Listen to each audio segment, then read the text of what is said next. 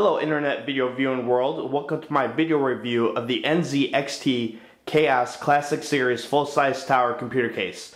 The computer case is aluminum. It measures in at 24 inches high, 22.5 inches long, and 8 3/8 inches wide.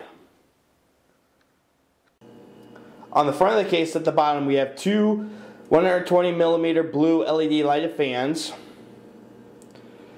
There are three 5¼ inch drive bays along with two additional 5¼ inch drive bays with the shield plate covering them. You hit this button, your drive tray will open up, put the disc in, close the drive tray, and it's hidden.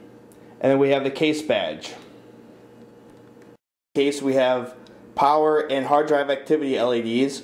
We have the reset button and we have the power button. And then we have an access panel that hides the FireWire microphone headphone jack, USB 2.0 jack, and eSATA jack.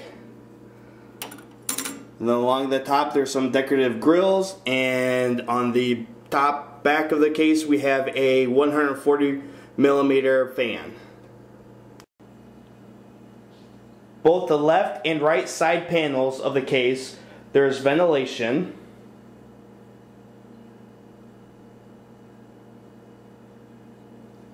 That measures in at 15 3/4 by 2 3/4. On the back of the case at the top there's a handle.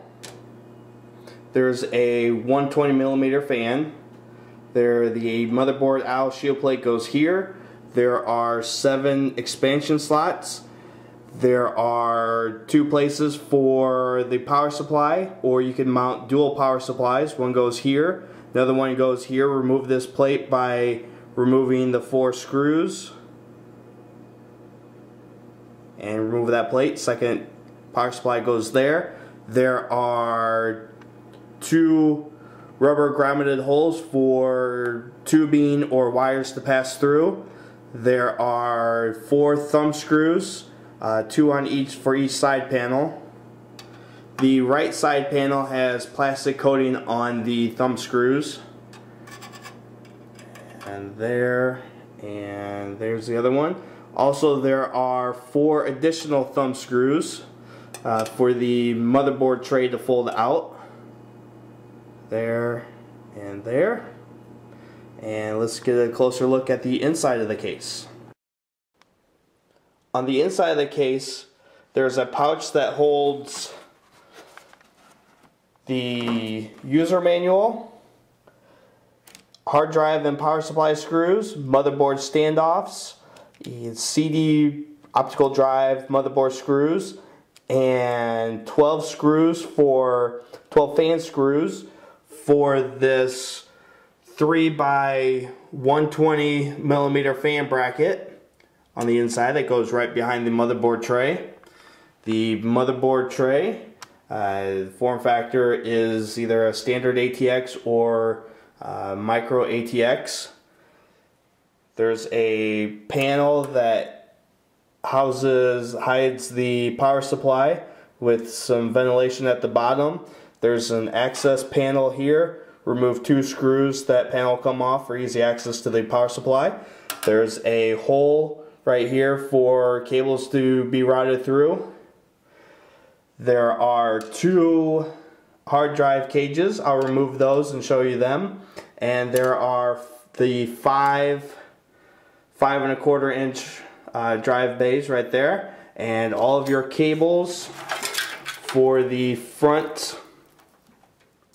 You have the SATA, you have the USB, the hard drive, HD audio, your FireWire, and the power reset, power LED, hard drive LED cables.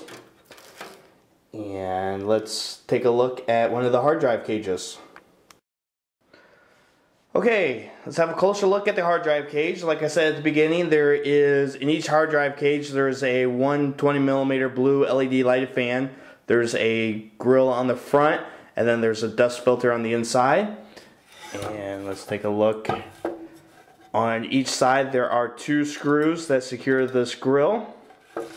On the inside there are the 4-pin Molex, both male and female. There is the 3-pin power, and let's fix this camera here so we can see a little bit better. Like I said, there's the male and female Molex. There's the 3-pin power on both the top and the bottom. There's some rubber strips for anti-vibration. On the inside of one of the drive bays, there is a 3.5 to 5.25 inch adapter plate, either for some solid state drives or for some card readers or fan controllers. That way, if you don't have to have one that fits exactly the 5.25, you could get one that fits the 3.5 and use this adapter plate for that. Also inside the case you get a dual power supply cable. One power supply plugs in here, another power supply plugs in here, and then this side plugs into your motherboard. To remove the motherboard tray, you remove the 4 screws that are on the back of the case, and there's also 2 additional screws, one here and one here.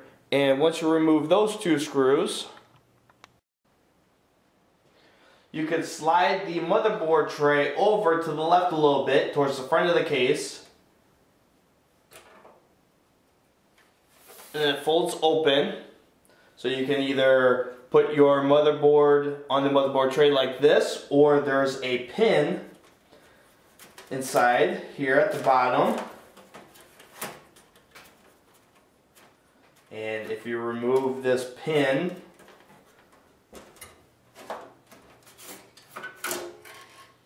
the motherboard tray removes completely, and you can put your motherboard on the tray outside of the case, and then simply put it back, secure the pin,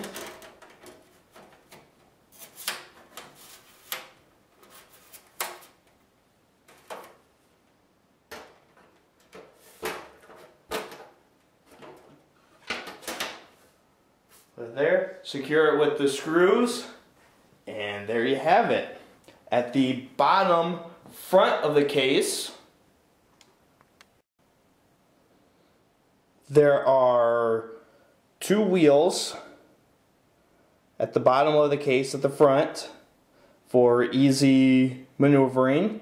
There's some more of the decorative vents, and there are the vents for the power supply. Also, I think you can, well, at least there are places, one's in there and one's underneath that foot, but if you probably could house a 140mm intake fan there if you wanted to.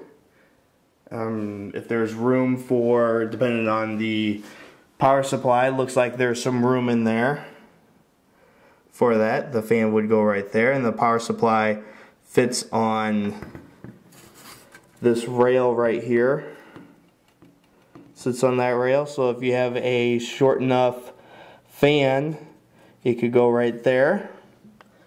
And that concludes the video review of the NZXT Khaos Classic Series full-size tower aluminum case. And remember to subscribe and comment and rate. And thank you for watching.